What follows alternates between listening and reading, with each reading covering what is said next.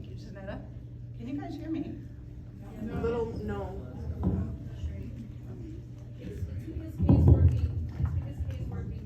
No. Okay. I'm not used to mics. All right, so I'm gonna start here with Mary Daly. I love this photo, and she's wielding her axe so nicely, her labrys. And I wanna talk about something we all know about, but I wanna share some data that lesbians are disproportionately affected by gender ideology in many ways. And then I'll be grim, maybe talk a little bit about what some women are doing about it.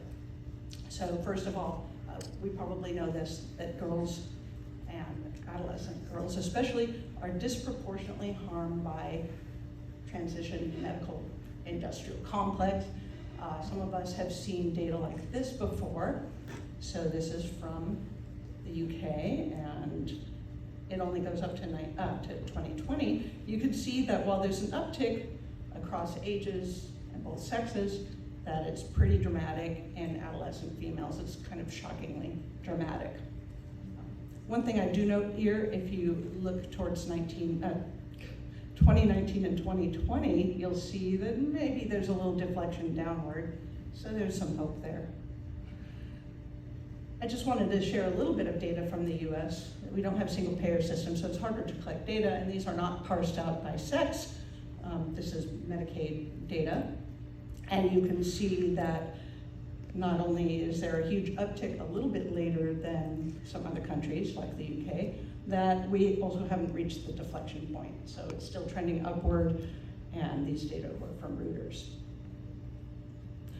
So now if we kind of combine this with the fact that same-sex attracted children and youth are disproportionately affected by transition, we can look at some data here. 70% roughly of adolescent girls seeking transition at the GIDS, this is again in the UK, were either lesbian or bisexual. That's a huge, huge number. Now think about that big graph I just showed you, that mountain of young girls seeking transition.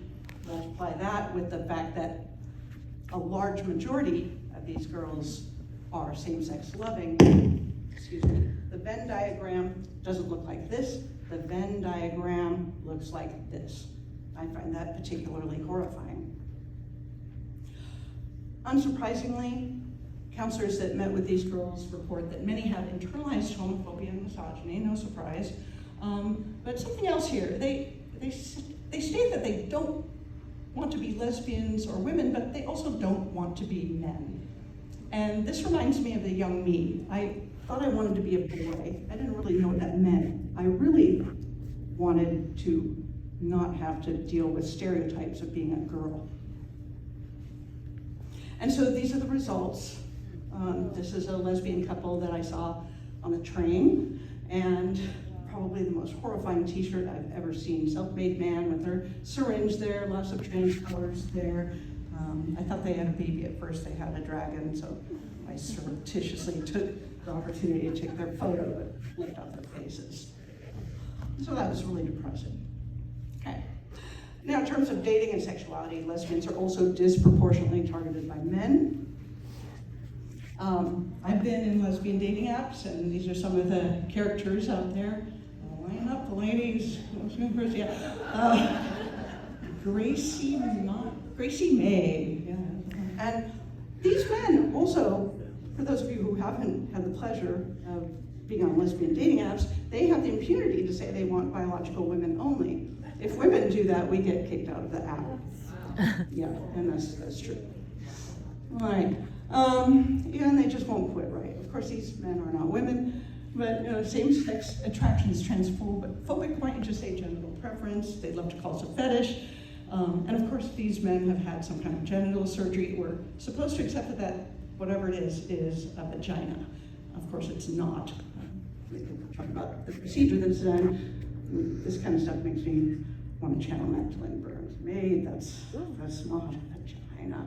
Some of them not bothering with getting any kind of genital surgery, which is 80 or 85% of these so-called lesbians. They'll just try to redefine their own male anatomy. Now, when we try to have our own events, a lot of these for dating purposes, we find that we are shut down. So this, I believe, was in Australia. There was a lesbian event. They tried to schedule at their LGB, et cetera, center, their own pride center, shut them down. Fortunately, they're pursuing other means to force the center to have them, but it's clearly an uncomfortable situation. Probably you've heard, many of you, about the lesbian speed dating event that was closed down. So they were going along very nicely, but men started showing up and assaulting women, and I'm really interested in this character, purple latex outfit with an erection. And so the organizer said, enough of that, we're going to ask that only women show up, and they were shut down by the largest chain of pubs in the UK.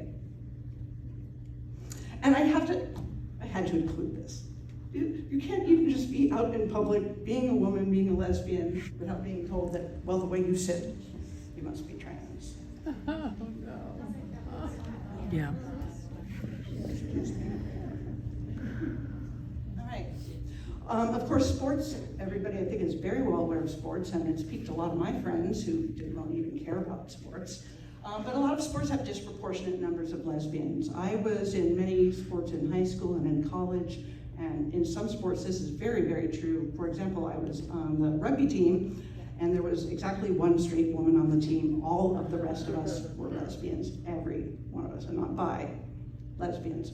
The after parties were great. Of course, in sports we have our little traders here, Megan Rapinoe. Yeah, she got hers. All right, so we need and want lesbian spaces, and as we keep hearing this weekend, it is political, the personal is political. Younger lesbians can't meet to even politically organize, just socialize, much less date. The same thing is true for women who are just coming into their own lesbianism, maybe after many decades. They too are finding it impossible to date. We don't have all those wonderful bars and bookstores and coffee shops and whatnot that we used to have. And these women, by the way, they're also getting really sick of us talking about how great it was in the 80s, and I had a date every weekend, and college was wow. And, yeah, so we should cut it out. All right, so we've lost a handle here. How do we fight back? What are some things we can do? And there's some hopeful progress going on. So I'm going to give some examples, kind of more focusing on Western North America because that's where I'm based out of. So here's one group, the Pacific Northwest Intergenerational Lesbians. This is a vetted group. I have contact information if anyone's interested, and I've been told I can share that information here. And what these women are doing is they have potlucks at different women's houses, just like back in the day, so it's very cheap, very accessible. They had lesbian summer camp. I believe Zanetta was there this year, their second annual event. They wanted to go to Pride. I kind of kicked and screamed, but their vision was good. They said, we're just gonna go, and we're going to be obvious lesbians, and we're not going to be confrontational. So you can see there's a sign next to mine, lesbian visibility. Mine's maybe a little more snarky, but nobody bothered us. And over the course of the event, women would kind of be walking by and kind of look at the sign, and then kind of look at me, and look at the sign, and then do one of these. So after the parade, we went to the festival, we put out our blankets, we put out signs that said, are you lesbian? Come join us. And several women did come and talk to us, and they were a pretty turfy bunch. So this is how we grow these things. And nobody gave us any grief. We didn't get harassed by men at all. Little things like this, you might think men could be a little annoyed by that. This is very openly pro-woman, pro-lesbian. Nobody asked anybody here. This is at the Dyke March the night before Pride. Dykes on Bikes, traditionally open pride parades, and I don't know if you could read her flag, it says, no weenies allowed. Nobody gave them any trouble either, so it's happening slowly. Okay, so that's just local events, anyone can do, it's inexpensive, travel costs aren't a big deal. different hobbies, activities. I'm in hiking groups. I'm in this group called Nomadic Lesbians, a lot of RVers in this group. And they have occasional events called L Camp. This is from last year's event. It's happening again. Again, I have contact information on that. This happens in Quartzsite, Arizona, out in the middle of the desert in January. The weather's nice, usually. And it's on BLM, Bureau of Land Management land, so it is free. Just have to show up. And this group too is growing. Like some of the women I met there, I met down the road in other places. Hey, how are you doing? Lots of festivals and events. I know we all mourn the loss of Mishfest. This first picture is Kate Cloud Sparks. She has Farm Fest twice a year. I had a lovely conversation with her on the phone for about an hour. She was motivated because she was a festie at Mishfest, worker there for, I think she said something like 15 years.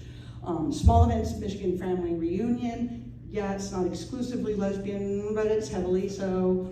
I don't know about all of these events, XX Amazon Uprising, and so on. Wild Women Gatherings, I think, happens in Oregon, on Leewood land. Speaking of land, I'm not aware of all the lands, and certainly there aren't as many as there used to be, but they are still out there. Oregon, New Mexico, I'm sure there's others, and actually I'd love to hear more about it. Okay, networking.